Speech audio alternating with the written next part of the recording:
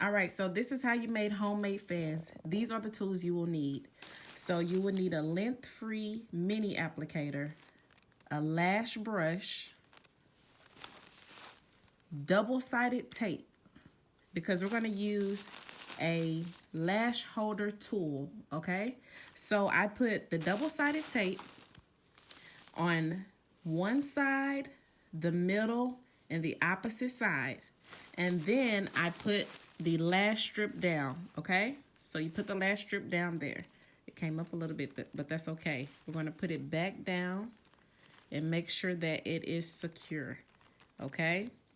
And so you can secure it a little more with the tool here.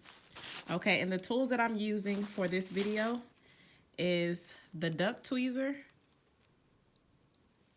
and a regular pointed tweezer. Now I'm right-handed, so the right hand is my dominant hand. This is what I'll be pulling the handmade lashes up with. And I'm gonna put this in my opposite hand. And I have a glue ring.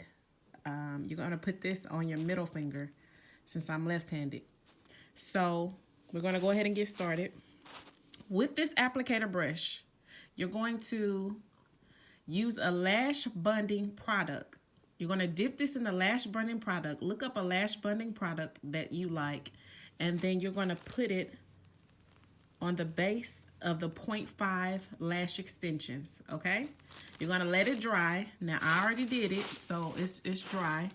And then what you're going to do is basically brush everything up to make sure things are secure, dry, and ready to go, okay? So, let's get started.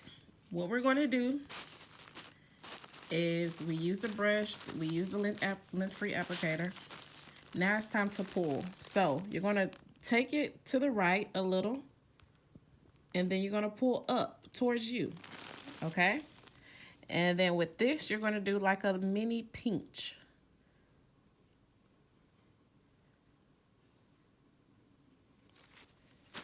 Let's try another one.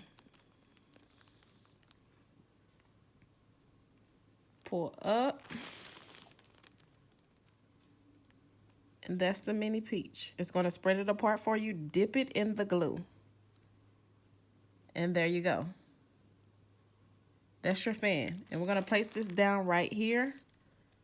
That's one of the fans. Now let's try it again. So you're going to pull it to the right a little. A firm hold.